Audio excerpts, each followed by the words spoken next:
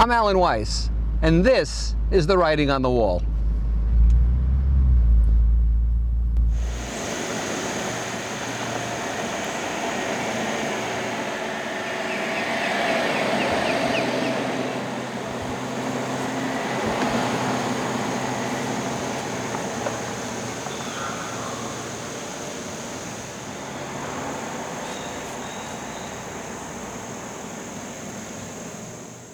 Welcome back to Writing on the Wall.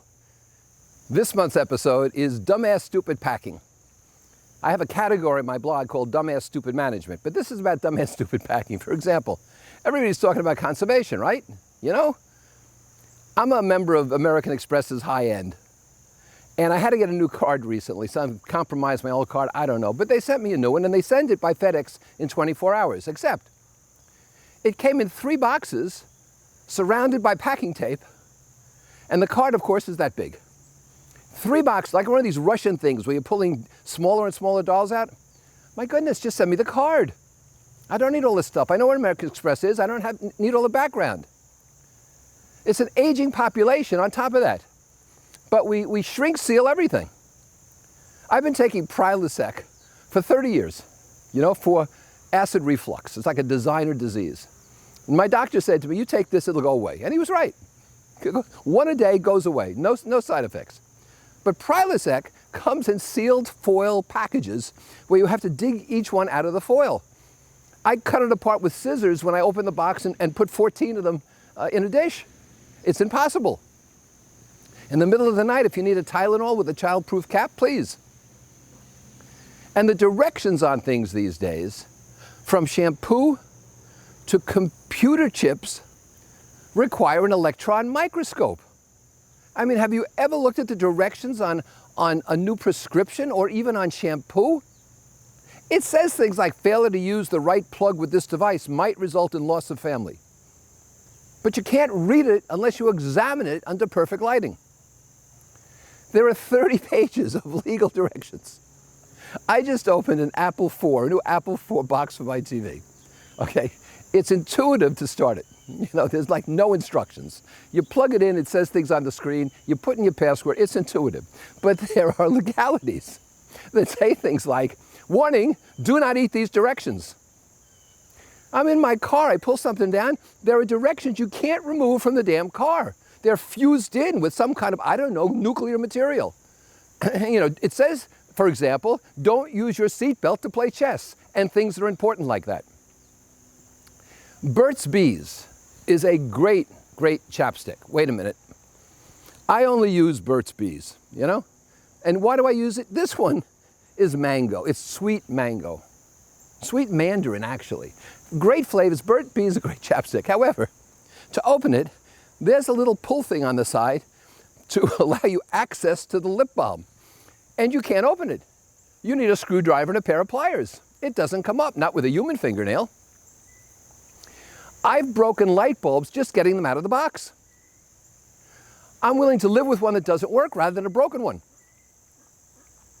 I love my car mirror, by the way, if I might make a brief digression, because when you look over there, it says objects may be closer than they appear, which leads to the question, how much closer?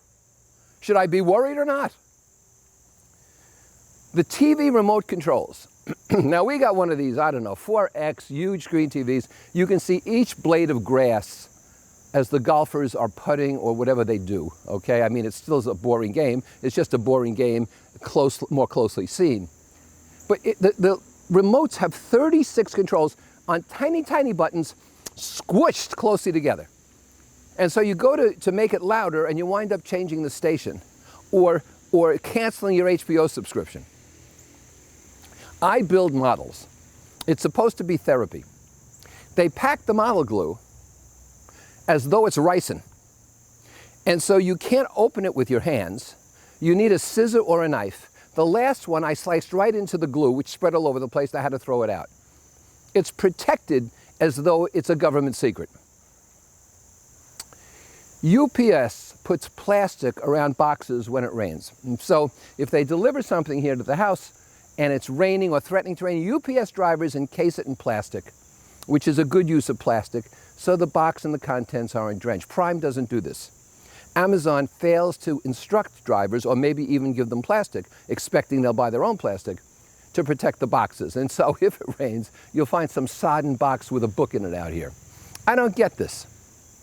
Packing peanuts, of course, are useless. Packing peanuts are some kind of dire threat created by the North Koreans, because when you open a box with packing peanuts, they go all over the place. And even if you try to pick them up or vacuum them up, they go under things.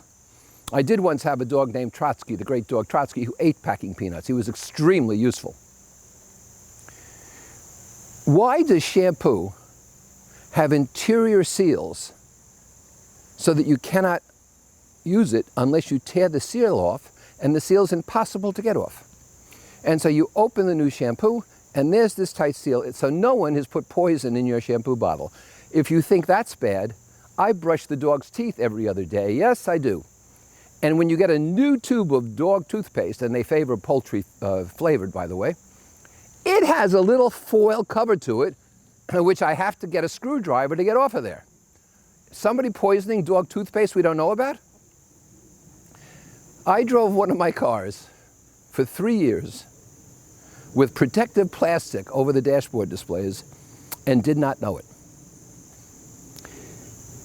Hand me a box in a restaurant to pack my own leftovers instead of doing it for me, and I'm packing the china and the silverware too.